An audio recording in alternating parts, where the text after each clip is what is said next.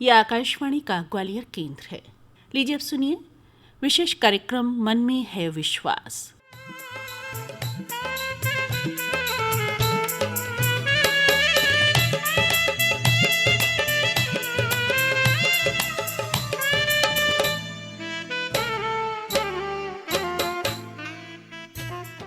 कार्यक्रम के सभी श्रोताओं को आभा गुप्ता का नमस्कार। दोस्तों, आज के इस कार्यक्रम में हम आपको एक ख़ास बातचीत सुनवाने जा रहे हैं जो ऑटो इम्यून डिसीज़ के बारे में है। ऑटो इम्यून डिसीज़ या डिसऑर्डर एक ऐसी बीमारी है जिसके बारे में समाज में जागरूकता ना के बराबर है। ऑटो इम्यून डिसीज़ में रोग प्रतिरोधक क्षमता उसी शरीर की दुश्मन बन जाती है और इस प्रक्रिया में व्यक्ति का शरीर किसी भी क्रॉनिक रोग का शिकार हो सकता है। ये ज़्यादातर महिलाओं में होती है। ये एक जेनेटिक डिसीज़ है। इस बारे में हमने बातचीत की डॉक्टर नंदिता सक्सेना से। डॉक्टर नंदिता सक्सेना ने इम्यूनोलॉजी में पीएचडी की है। उसके बाद आपने ऑटो इम्यून डिसीज़ के क्षेत्र में वॉशिंगटन डीसी यूएसए से पोस्ट डॉक्टरेट की है और वर्तमान में आप डीआरडीई ग्वालियर में ई साइंटिस्ट की पोस्ट पर हैं। तो ऑटो इम्यून डिसीज़ के बारे में हमें विस्तार से बताया डॉक्टर नंदिता सक्सेना ने। आइए आपको सुनवाते हैं ये बातचीत। नंदिता जी नमस्कार। नमस्कार मैम। आपका स्वागत है आकाशवाणी ग्वालियर के इस कार्यक्रम में। और आज हम बात करेंगे ऑटो इम्यून डिसीज के बारे में। तो नंदिता जी, सबसे पहला सवाल मेरा यही होगा कि ये ऑटो इम्यून डिसीज या बीमारी क्या है और ये ज्यादातर महिलाओं में ही क्यों होती है? पहले तो आपका धन्यवाद देना चाहती हूँ कि आपने मुझे ये मौका दिया। और जहाँ तक ऑटो इम्यून डिसीज का सवाल है, इससे पहले मैं आपको इम्यून सिस्टम समझाना चाहती हूँ कि हमारी इम्यून सिस्टम में का कार्य होता है हमारी रक्षा करना किसी बाहरी पैथोजन से, जैसे बैक्टीरिया है, वायरस है, परजीवी हैं। तो बेसिकली इसमें दो प्रकार की सेल्स काम करती हैं। एक सेल्स होती हैं और डायरेक्टली बैक्टीरिया वायरस पे अटैक करती हैं, और एक सेल्स जो एंटीबॉडी प्रोड्यूस करती हैं और वो बैक्टीरिया वायरस या किसी परजीवी पर आक्रमण करती हैं और हमारे शरीर की रक्षा करती हैं। पर जब कभी यही सेल्स या यही एंटीबॉडी हमारे शरीर के किसी अंग को, किसी प्रोटीन को, मॉलिक्यूल को बाहरी या विदेशी समझकर आक्रमण करने लगती हैं, तो इसे हम ऑटो इम्यून डिसीज कहते हैं। और बेसिकली ये 80 प्रकार की बीमारियों का समूह है। अच्छा, ओहो। यानी कि हमारी जो शरीर की रोग प्रतिरोधक क्षमता है, वो लड़ने की ताकत हमारी ही दुश्मन बन जाती है कई बार। बिल्कुल सही बोला। तो ये महिलाओं में ही ज्यादातर क्यों होती है? मैं इस तरीके से समझाना चाहूंगी कि सपोज विश्व में 1% पॉपुलेशन जो है वो इससे प्रभावित है। अच्छा। और इस 1% में 78% जो है वो महिलाएं हैं। ओहो। जैसे फॉर एग्जाम्पल 1000 व्यक्ति हैं तो उनमें 80 व्यक्ति प्रभावित हैं और 80 में 63 महिलाएं हैं। तो इतना ज्यादा महिलाओं में ये पाया जाता है।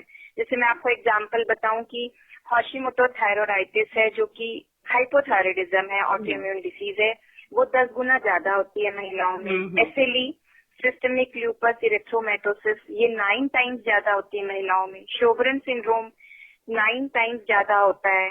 प्राइमरी बिलियरी सिरोसिस, जो कि लिवर की ऑटो इम्यून डिसीज है, ये भी 9 गुना ज्यादा होती है। स्किन की एक डिसीज होती है स्क्लेरोडर्मा, वो 3 गुना ज्यादा होती है। अच्छा। और रूमेटॉइड आर्थराइटिस थोड़ा कम फ्रीक्वेंसी में होता है, 2.5 गुना ज्यादा पाया जाता है महिलाओं में। यानी ऑटो इम्यून जो बीमारी है ये अपने आप में ये कई सारी बीमारियों को निमंत्रण दे सकती है, ये मतलब इसका? बिल्कुल, ये आपने बहुत अच्छा सवाल पूछा। एक ऑटो इम्यून डिसीज होती है, अगर उसमें हमने सावधानी नहीं बरती या समय रहते उसका डायग्नोसिस नहीं हुआ, फिर ट्रीटमेंट नहीं हुआ, तो वो दूसरे ऑटो इम्यून डिसीज को भी आमंत्रित कर सकती है। और इस कंडीशन को हम लोग पॉली ऑटो इम्यूनिटी या मल्टीपल ऑटो इम्यून सिंड्रोम कहते हैं। तो एक डिसीज का होना, डायग्नोसिस होना बहुत इम्पोर्टेंट है समय रहते। जी, तो इसके लक्षण क्या होते हैं? कैसे पता चलेगा कि किसी महिला को या युवती को ऑटो इम्यून बीमारी है? इसका कोई स्पेसिफिक सिम्टम नहीं है कि इससे आपको पता चले कि ये ऑटो इम्यून डिसीज किसी को हो रही है।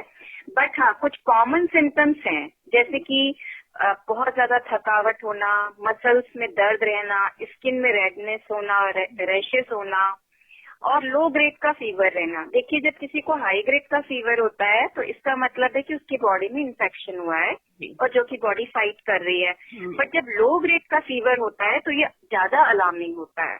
अच्छा। लो ग्रेड का फीवर रह रहा है, फिर ठीक हो रहा है, फिर आ जा रहा है, तो ये ज्यादा अलार्मिंग होता है। ये ऑटोइम्यून डिसीज के लिए नहीं, इसके अलावा कैंसर के लिए भी एक इंडिकेटर है लो ग्रेड फीवर। अच्छा। तो स्किन में redness, low grade fever, hair loss और पैरों में नमनेस, मतलब सुन्न हो जाते हैं पैर, और जो हमारी ग्लैंड्स होती हैं जबड़ों के नीचे होती हैं उनमें स्वेलिंग होना, पेट में दर्द होना और वेट अचानक से बढ़ना, वेट अचानक से कम हो जाना, ये सब इसके लक्षण होते हैं। तो जब ये ऐसे लक्षण हो और कोई डायग्नोसिस ना बन पा रही हो तो एक इस तरफ भी ध्यान देना चाहिए कि कहीं ऑटोइम्यून डिसीज नहीं है। ये तो कॉमन सिम्टम्स हो गए। बट जब डिसीज इनके बाद भी डायग्नोसिस नहीं हो पाती है, जैसे ऑर्गन स्पेसिफिक ऑटोइम्यून डिसीज है, मान लीजिए थायराइड की है, अगर हाइपोथायराइड की ऑटोइम्यून है तो हाइपोथायराइडिज्म के लक्षण होते हैं। अच्छा। हाइपरथायराइड है तो उसके लक्षण होते हैं। अगर मसल की डिसीज है तो उसके लक्षण, फिर वो अपनी ऑटोइम्यून डिसीज के हिसाब से उसमें लक्षण आते हैं, पर तब तक थोड़ा लेट हो जाता है डायग्नोस्टिक में। मुझे लगता है हाइपोथायराइडिज्म तो एक ऐसी बीमारी है जो बहुत सारी महिलाओं को देखने में आती है, तो वो ऑटोइम्यून डिसीज का ही एक कारण होता है क्या? नहीं, हर बार ये ऑटोइम्यून डिसीज नहीं होती। अच्छा। हर बार नहीं होती। कई बार अपनी थायराइड हार्मोन का इनबैलेंस हो जाता है, जिससे थायराइड हार्मोन को एक दूसरी ग्लैंड कंट्रोल करती है, उसका इनबैलेंस हो जाता है और वो हार्मोन हमारे थायराइड हार्मोन को रेगुलेट करता है।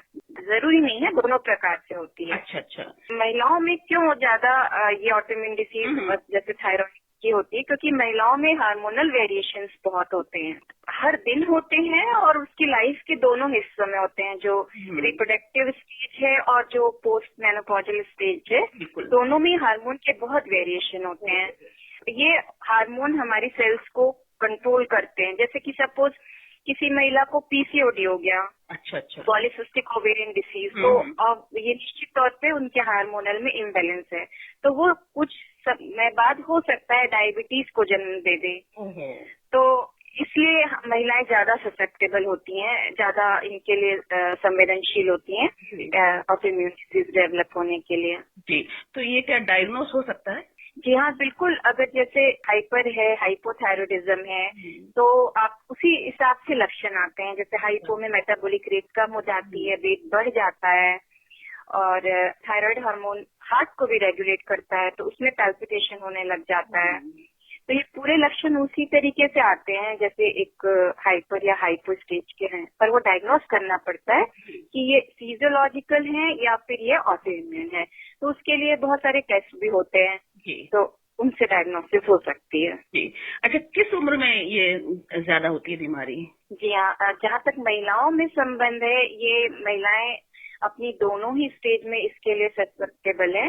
लाइक जैसे रिप्रोडक्टिव ईयर्स जो होते हैं महिला के अराउंड 45-50 ईयर्स तक, तो वहाँ पे जो ईस्ट्रोजन लेवल और प्रोजेस्टेरॉन लेवल बहुत ज्यादा होता है, और जब पोस्ट मेनोपॉजल स्टेजेस में ये दोनों हार्मोन का लेवल कम हो जाता है 45-50 साल के बाद, है ना? जी हाँ। तो जो ईस्ट्रोजन हार्मोन है, ये बी सेल, जो मैंने आपको बताया, दो प्रकार की सेल्स होती हैं। बी सेल्स जो एंटीबॉडी बनाती हैं, तो ईस्ट्रोजन हार्मोन बी सेल्स को प्रोलिफरेट करता है, मतलब उनका नंबर बढ़ाता है। ईस्ट्रोजन महिला वाला हार्मोन होता है। ईस्ट्रोजन, प्रोजेस्टेरॉन ये हमारे मंथली साइकिल को भी रेगुलेट करते हैं और रिप्रोडक्टिव ईयर को भी रेगुलेट करते हैं। तो ईस्ट्रोजन हार्मोन एंटीबॉडी प्रोडक्शन को बढ़ाता है। तो जो ऑटोइम्यून डिसीज एंटीबॉडी के द्वारा होती हैं, वो महिलाओं के इस फेज में ज्यादा होती है, रिप्रोडक्टिव स्टेज में। अच्छा। उसके बाद जब पोस्ट मेनोपॉजल स्टेज आ जाती है, जब ये दोनों हार्मोन का लेवल कम हो जाता है, तो जो सेल के थ्रू इम्यूनिटी है वो ज्यादा हो जाती है। तो उस सेल मीडिएटेड इम्यूनिटी से जो बीमारियां होती हैं वो पोस्ट मेनोपॉजल में डेवलप हो जाती है। इसलिए किसी महिला को अगर रिप्रोडक्टिव स्टेज में बीमारी हो गई है बी सेल, तो वो जाके उसकी पोस्ट मेनोपॉजल में काफी कुछ दब जाएगी। अच्छा। लेकिन चूंकि एक ऑटोइम्यून डिसीज है, तो बहुत चांसेस हैं कि वो दूसरे टाइप की ऑटोइम्यून डिसीज अपने पोस्ट मेनोपॉजल स्टेज में डेवलप कर सकती है। इसलिए प्रिकॉशन पूरे लेने चाहिए। नमिता जी, मैं ये जानना चाहूंगी कि ये ऑटो इम्यून जो बीमारी जब हो जाती है तो कौन कौन सी बीमारियां शरीर में प्रकट हो सकती हैं? हाँ, ऑटोइम्यून डिसऑर्डर जैसे मैंने आपको बताया ये बहुत प्रकार की हैं। तो जैसे अगर मैं शुरू करूं कि सबसे ज्यादा जो विमेन में प्रीडोमिनेंट होती हैं वो एसएलई है। SLE means systemic lupus erythematosus. ये बीमारी 9 टाइम्स ज्यादा होती है विमेन में। आपने जो मेडिकल टर्म बताया ना, ये थोड़ा सा कठिन है, थोड़ा सरल शब्दों में हमारे श्रोताओं को समझाइए कि इसमें क्या होता है, क्या दिक्कत आती है। जी, इस बीमारी में क्या होता है कि हमारी ही शरीर में एंटीबॉडी बनने लगती हैं और ये एंटीबॉडी सेल्स के पार्ट, जैसे जो कोशिका होती है वो हर ऑर्गन का, हर सिस्टम का हिस्सा होती है, भले वो स्किन हो, किडनी हो, हार्ट हो, ब्लड वेसल्स हो, ब्रेन हो, सबका हिस्सा होती हैं। तो एंटीबॉडीज इन सेल के पार्ट्स के अगेंस्ट में बनने लग जाती है। तो ये क्यों बनने लग जाती है, इसका जैसे हमारी बॉडी में रोज असंख्य सेल्स मरती हैं और उनका प्रॉपर सफाई होती है, हमारे सिस्टम में क्लियरेंस होता है, और अगर नहीं होता है तो वो हमारी बॉडी में रह जाती हैं। और जब हमारी बॉडी में रह जाती हैं तो वो हमारे ज्यादा समय तक रह जाती हैं, तो हमारी जो सेल्स हैं एंटीबॉडी उन्हें फॉरेन विदेशी तत्व समझ के उन पे आक्रमण करने लगती हैं, जो कि एसएलई में बहुत होता है। अच्छा, इसमें आपको मैं एक इंटरेस्टिंग बात और बताना चाहूंगी। जैसे महिलाओं में 2 एक्स क्रोमोसोम होते हैं। बिल्कुल। इस एक्स क्रोमोसोम में बहुत सारे जीन्स होते हैं जिनसे प्रोटीन बनता है, किनके लिए, इम्यून सिस्टम के लिए। जी। प्रकृति ने बनाया है कि जैसे पुरुषों के पास 1 एक्स क्रोमोसोम है, लेकिन महिलाओं के पास 2 एक्स क्रोमोसोम है। जी। उनका पुरुषों का वाई क्रोमोसोम ऑलमोस्ट इनएक्टिव रहता है। महिलाओं में भी प्रकृति ने बनाया कि 1 एक्स क्रोमोसोम इनएक्टिव रहे, पर क्या होता है कि वो पूरा इनएक्टिव नहीं होता, कुछ डिग्री वो एक्टिव रहता है। तो उससे किसी एक एक्स में मान लीजिए और इम्यून सिस्टम का कोई जीन है और वो दूसरे एक्स में भी एक्टिव है, तो वो ओवर एक्टिवेशन या अधिकता में उसका, तो ये कुछ प्रोटीन जो सेल्स मरती हैं उनको क्लियर करने के लिए जरूरत में होते हैं, वो इन एक्स क्रोमोसोम में होते हैं, और वो डिफेक्टिव हुए तो उनकी क्लियरेंस नहीं हो पाती है और उसकी वजह से ये डिसीज एसएलई होती है। और ये महिलाओं में बहुत है और इसके सिम्टम्स पहचाने जा सकते हैं, कैसे कि जॉइंट्स में पेन होता है, स्किन में रैशेज होती हैं, और अगर आप धूप में निकल रहे हैं तो नाक से लेके गाल तक बटरफ्लाई शेप में स्किन रेड हो जाती है। अच्छा, तो ये एक अच्छा इंडिकेटर है बताने के लिए फिजिकल एग्जामिनेशन से, बिना किसी ब्लड टेस्ट के, कि हाँ प्रॉबेबली एसएलई हो सकती है।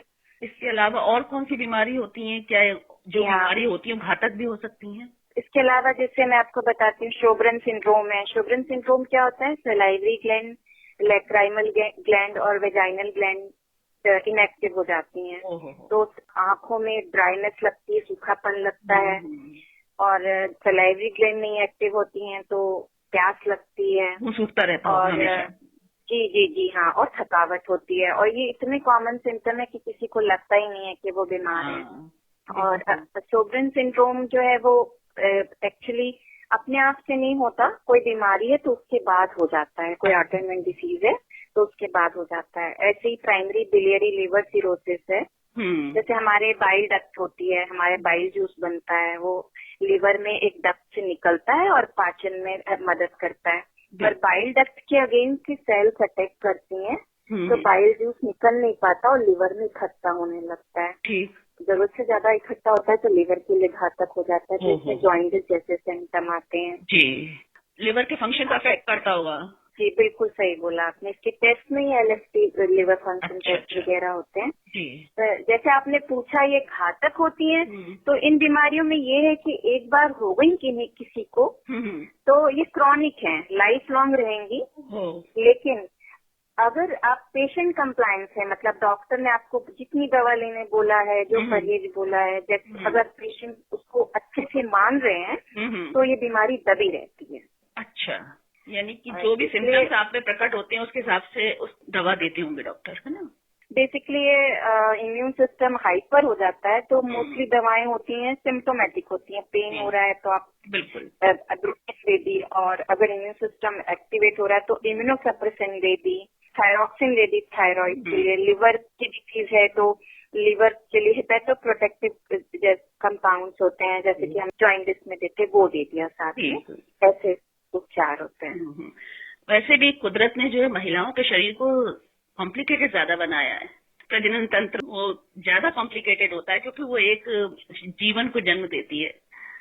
बिल्कुल, ये आपने बहुत अच्छा आपने बात रखी, क्योंकि महिलाओं में एक कारण ये भी होता है, हम इसे बोलते हैं माइक्रोकायरिज्म, क्योंकि महिला जब खुद शिशु रूप में भ्रूण अवस्था में अपनी माँ के गर्भ में होती है तो उसको कुछ प्रोटीन माँ के मिलते हैं, उसकी बॉडी में रहते हैं, और उसके बाद जब वो बड़ी होती है और जब खुद गर्भ धारण करती है तो उसकी बॉडी में उसके बच्चे के कुछ प्रोटीन आ जाते हैं। अच्छा।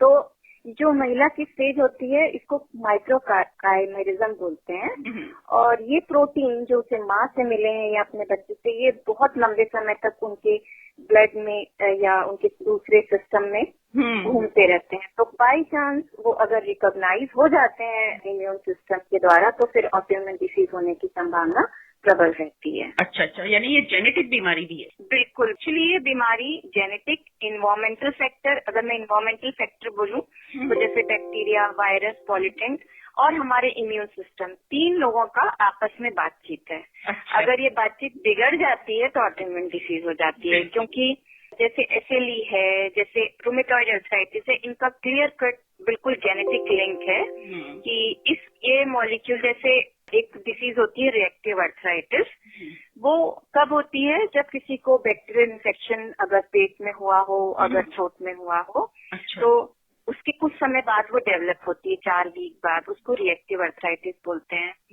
अब उसमें एक मॉलिक्यूल होता है जो हम सबकी बॉडी में डिफरेंट फॉर्म में होता है, तो उसका एक फॉर्म होता है HLA-B27। अगर किसी व्यक्ति में HLA-B27 जीन का प्रोटीन एक्सप्रेशन हो रहा है, मतलब HLA-B27 की बॉडी में पाया जा रहा है, तो बहुत ज्यादा चांसेस है कि वो रिएक्टिव डेवलप कर सकते हैं। तो ये बिल्कुल श्योर है कि ये जेनेटिक है, और कई बार ये ऐसा भी होता है कि एक फैमिली में सपोज माँ को एक बीमारी है, सपोज माँ को रूमेटॉइड आर्थराइटिस है, तो बेटी को ऑटोइम्यून डिसीज होगी पर वो रूमेटॉइड नहीं होगी, हो सकता है उनको कोई और बीमारी हो जाए, जैसे सोरियासिस स्किन की, दूसरी बेटी को कोई और बीमारी हो जाए, पर ये बहुत लिंक है, जेनेटिक लिंक। बिल्कुल, आपने बताया कि 80 तरह की बीमारियां घेर सकती हैं, मतलब तो कोई भी हो सकती है उसमें से, है ना? जी, कोई भी हो सकती है, और बॉडी का कोई ऐसा ऑर्गन नहीं है जो इसके लिए अगेंस्ट ऑटोइम्यून डिसीज नहीं है, और वो सभी ऑर्गन के लिए अब निकाली जा चुकी है, और एक सिस्टमिक होती है जिसमें पूरे बॉडी पार्ट्स अफेक्टेड होते हैं। तो जैसे मैंने आपको SLE बताया, वो सिस्टमिक है। अच्छा। उसको कंट्रोल करना बहुत जरूरी होता है। यानी शरीर के किसी भी अंग को प्रभावित कर सकती है ये ऑटोइम्यून डिसीज? बिल्कुल, चाहे वो लिवर हो, चाहे वो पैंक्रियाज हो। जी, पैंक्रियाज के लिए भी एक जिसमें टाइप 1 डायबिटीज, ऑटोइम्यून डायबिटीज होती है, जिसमें एंटीबॉडीज इंसुलिन प्रोड्यूसिंग सेल्स को अटैक करती है। डायबिटीज तो वैसे भी कई बार 45 साल के बाद, 50 साल के बाद आजकल बहुत देखने में आ रही है महिलाओं में भी। जी। तो डॉक्टर तय कैसे करता होगा कि ये ऑटो इम्यून डिसीज के कारण डायबिटीज है या अलग से डायबिटीज है? ये अगर ऑटोइम्यून डिसीज के कारण हो रही है तो जैसे एक तो नॉर्मल टेस्ट होंगे, जो शुगर लेवल है ये सब चेक होता है, ये तो किसी भी डायबिटीज के लिए। लेकिन अगर ये ऑटोइम्यून है तो इसमें कई टेस्ट होते हैं, जैसे C3, C4 या ANA का। तो मैं इनको सरल शब्दों में ये बताऊं कि ये जैसे हमारे सेल्स के अंदर एक पावर हाउस होता है, सेल्स बहुत छोटी होती हैं और उनके अंदर एक पावर हाउस होता है, उसको हम बोलते हैं माइटोकॉन्ड्रिया। तो इस डिसीज में एंटी माइटोकॉन्ड्रिया एंटीबॉडी बनने लग जाती है, या एंटी न्यूक्लियर एंटीबॉडी, न्यूक्लियस होता है सेल के अंदर, वो और भी छोटा होता है। तो ये स्पेसिफिक टेस्ट है, फिर ये बताते हैं कि हाँ डायबिटीज तो है पर ये ऑटोइम्यून है। और ऐसे सिम्टम्स भी आते हैं, जैसे स्किन में रैशेज है, मसल में, या नमनेस है, ग्लैंड में स्वेलिंग है, वेट में फ्लक्चुएशन, तो वो को रिलेट करना पड़ता है दोनों से। अगर कोई महिला इस ऑटो इम्यून डिसीज से प्रभावित है या उसकी गिरफ्त में है, तो उसके बच्चे, खासकर बेटियां, क्या प्रिकॉशन ले सकती हैं? पहले तो ज्यादा इसमें कोई था नहीं कि कैसे डायग्नोस करें। आपका पूछने का तात्पर्य है कि हम पहले से ही पता लगा लें कि क्या हम इसके लिए संवेदनशील हैं कि नहीं। तो इसके लिए अब जैसे एक साइरेक्स लैब है अमेरिका की, उन्होंने प्री डायग्नोस्टिक मतलब टेस्ट डेवलप किया है, जिसमें उनके पास एक चिप है और उन्होंने सारे ऑलमोस्ट एंटीबॉडीज के लिए डायग्नोस्टिक का बनाया है। जैसे कुछ एंटीबॉडीज होती हैं वो किसी इंसान की बॉडी में 10 साल पहले से आने लगती हैं और सिम्टम्स 10 साल बाद आते हैं। तो अगर किसी व्यक्ति को पता है कि वो उस घर में है जिसका जेनेटिक लिंक है, उस घर में उनकी पैदाइश हुई है, तो वो अपना ये रहते हुए समय बीच बीच में 3 साल 4 साल में ये अरे टेस्ट करा सकते हैं। अच्छा, मुझे लगता है कि भारत में सुविधा उपलब्ध होगी या नहीं पता नहीं अभी, लेकिन मैं अगर प्रिकॉशंस की बात करूं कि कुछ सावधानियां रख के कैसे बचा जा सकता है? इसके लिए ऐसा कोई सावधानी स्पेशली जब परहेज करें या हम ऐसा तो कुछ नहीं है जी, ऐसा कुछ नहीं है। ज्यादा से ज्यादा हम ये कर सकते हैं, जैसे मॉलिक्यूल्स हमें पता है कि ये लिंक होते हैं। जैसे कि मैं आपको एक उदाहरण दूं, एक हॉलीवुड की एक्ट्रेस है एंजेलिना जोली, उनकी फैमिली ब्रेस्ट कैंसर का पूरा लिंक है। तो उनने अपना समय रहते हुए अपना ब्रेस्ट रिमूवल करा लिया क्योंकि उनकी बॉडी में ब्रेस्ट कैंसर के जीन का प्रोटीन एक्सप्रेशन हो रहा था। बहुत चांसेस है कि कुछ सालों बाद उन्हें ब्रेस्ट कैंसर हो जाता है। जी। तो इसमें भी कराया जा सकता है कि क्या हम HLA-B20 पॉजिटिव हैं या क्या हमारे कुछ जीन डिफेक्टिव हैं, तो वैसे कराया जा सकता है। वरना इसमें ऐसा सावधानी का तो है नहीं। खान पान या परहेज कोई मायने नहीं रखता है ना? जी नहीं, वो जब एक बार डेवलप हो जाता है, जैसे सीलियक डिसीज है, सीलियक डिसीज महिलाओं में होती है, उन्हें ग्लूटेन से एलर्जी होती है, जो भी व्हीट जी, इन्फ्लेमेटरी बाउल सिंड्रोम हो जाता है, क्रोन्स डिसीज हो जाती है, सब डाइजेस्टिव सिस्टम की है। तो एक बार जब डेवलप हो गई तो फिर आपको उससे परहेज करना है। ग्लूटेन से एलर्जी है तो आपको गेहूं का आटा या गेहूं के आटे से बनी कोई भी चीज आप खा नहीं सकते हैं फिर? बिल्कुल। इसका उपचार आपने जैसा बताया कि जो बीमारी, जो सिम्टम्स प्रकट होते हैं उसी हिसाब से इसका इलाज किया जाता है ना? जी। नंदिता जी, मुझे लगता है कि अभी हमारे समाज में ऑटो इम्यून डिजीज के बारे में बहुत ज्यादा जानकारी नहीं है। बिल्कुल अवेयरनेस नहीं है क्योंकि इसके सिम्टम्स इतने कॉमन हैं और महिलाएं, मुझे लगता है मैं जितनों से इंटरेक्ट करती हूँ वो अपनी फैमिली या अपने वर्क प्लेस सब में इतना इन्वॉल्व होती हैं कि वो इन सब को नजरअंदाज करती हैं, इन सिम्टम्स को कि थक रहे हैं तो लगता है हाँ आज काम ज्यादा कर लिया, फीवर आ रहा है तो शायद थक गए इसलिए फीवर आ गया, तो उन्हें थोड़ा अपने ऊपर ध्यान देना चाहिए। अगर इसके बारे में जानकारी होगी, अवेयरनेस होगी तो वो इस दिशा में भी सोचेंगी और समय रहते इसे कंट्रोल किया जा सकता है, जो भी इसकी वजह से आपको बीमारी हो। और कुछ खास जानकारी आप इस बारे में देना चाहेगी हमारे श्रोताओं को? हाँ, मैं एक पर्टिकुलर चीज ये कहना चाह रही थी कि जैसे कुछ भ्रांतियां होती हैं, जैसे कि नहीं बच्चे को ऑटो इम्यून डिसीज है और फिर क्या आपको विवाह करना चाहिए या नहीं करना चाहिए, तो इसमें कोई प्रॉब्लम नहीं है। ये ऐसी कोई खतरनाक बीमारी नहीं है। इसलिए जब भी डायग्नोस होती है आप मेडिसिन लें और वो कंट्रोल में रहती है। बट एक प्रॉब्लम होती है कि प्रेगनेंसी थोड़ा डॉक्टर के साथ पूछ के और पूरी प्रिकॉशन के साथ प्लान करना चाहिए, क्योंकि प्रेगनेंसी एक ऐसी स्टेज होती है जिसमें बहुत सारे इम्यून सिस्टम में चेंजेस हो रहे होते हैं, पर्टिकुलरली उन महिलाओं को जिनमें SLE पहले से है, क्योंकि प्रेगनेंसी के वक्त ये बीमारी और बढ़ जाती है। हमारे बॉडी में कई मॉलिक्यूल सीक्रेट होते हैं जिनको हम साइटोकाइन बोलते हैं, तो हमारी बॉडी में एक मॉलिक्यूल होता है IL-4, ये इस SLE बढ़ाता है और ये प्रेगनेंसी के समय बहुत सीक्रेट होता है, इसलिए SLE बढ़ जाती है। और उसके बाद ये SLE एक दूसरी बीमारी को प्रेगनेंसी के समय जन्म दे देती है, जिसको हम कहते हैं एंटीफॉस्फोलिपिड सिंड्रोम, जो कि हाइपर कोआगुलेशन स्टेज है, मतलब इसमें क्लॉट बनते हैं बॉडी में। तो ये प्रेगनेंसी को कंसीव कर देती है या फिर कंसीव नहीं हो पाता है या फिर एबॉर्शन हो जाता है समय से पहले। अगर SLE डिसीज है तो डॉक्टर से प्लान करके प्रॉपर मेडिकेशन के साथ करनी चाहिए, जिससे उनको कोई कॉम्प्लिकेशन ना हो। और मेरे पहचान में लोग हैं जिन्हें SLE है और उनके प्रेग्नेंट हुई हैं, उन्हें कोई प्रॉब्लम नहीं हुई क्योंकि उन्होंने डॉक्टर का पूरा कहना माना। बिल्कुल, यानी कि इस समय जो मेडिकल साइंस है वो काफी डेवलप हो चुका है और प्रोग्रेस कर चुका है। बहुत सारी दवाइयां हैं, मेडिसिन है। अगर आप डॉक्टर के संपर्क में रहेंगी तो कोई दिक्कत नहीं आएगी, है ना? बिल्कुल डॉक्टर के संपर्क में रहे और अवेयरनेस रहे हमें कि हाँ ये भी एक बीमारी जो हमें हो सकती है। अच्छा, भारत में इस बीमारी की क्या स्थिति है? भारत में अगर आप मुझे डेटा सर्च करने बोलें या मैंने जितने भी स्टडी करी है, जैसे बहुत क्लियर कट इसमें कोई भी ना स्टडी है कि 1000 में कितने लोगों को होती है ये स्थिति भी नहीं है। और एक साल में कितने लोगों को होती है, जिसको हम प्रीवेलेंस बोलते हैं, ऐसा हाँ कोई स्टडी नहीं है। इसलिए मुझे लगता है कि थोड़ी सी भारत में ये डिसीज जो है वो नेग्लेक्टेड है, इस पर काम करना चाहिए। बिल्कुल, क्योंकि अवेयरनेस नहीं है, हो सकता है दबी छुपी हो कई जगह पर, सामने आई ना हो डॉक्टर्स के सामने। तो ये अभी इस पर वर्क करने की और अवेयरनेस की जरूरत है। तो डॉक्टर नंदिता सक्सेना, आपने ऑटो इम्यून डिसीज के बारे में बहुत अच्छी तरह से और सरल शब्दों में हमारे श्रोताओं को जानकारी दी। इसके लिए आपको बहुत बहुत धन्यवाद। आपका भी बहुत बहुत धन्यवाद। नमस्कार। नमस्कार मैम। तो अभी आप सुन रहे थे डॉक्टर नंदिता सक्सेना से की गई ये बातचीत। श्रोताओ, मन में है विश्वास, ये कार्यक्रम आप सुन रहे हैं आकाशवाणी के ग्वालियर केंद्र से। दोस्तों, हालांकि कोरोना संक्रमितों के मामले तो लगातार सामने आ रहे हैं, लेकिन संक्रमितों का आंकड़ा अब कुछ राहत दे रहा है। बीते 8 में से 7 दिनों में नए संक्रमितों में से ठीक होने वालों की संख्या ज्यादा रही है। कल यानी शुक्रवार को भी 85,465 संक्रमितों की पहचान हुई, जबकि 93,166 ठीक हुए।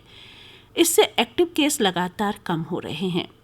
14 दिन पहले 12 सितंबर को 9.73 लाख एक्टिव केस थे, जबकि 25 सितंबर को ये 9.61 लाख हो गए। देश में अब तक 59,01,571 लोग संक्रमित हो चुके हैं। इनमें 48,46,168 लोग स्वस्थ हो चुके हैं, जबकि 93,410 मरीजों की मौत हो चुकी है। उड़ीसा देश का 8वां राज्य हो गया है जहां संक्रमितों की संख्या 2 लाख से अधिक हो चुकी है। गुरुवार को रिकॉर्ड 14,92,409 लोगों की जांच हुई हमारे देश में।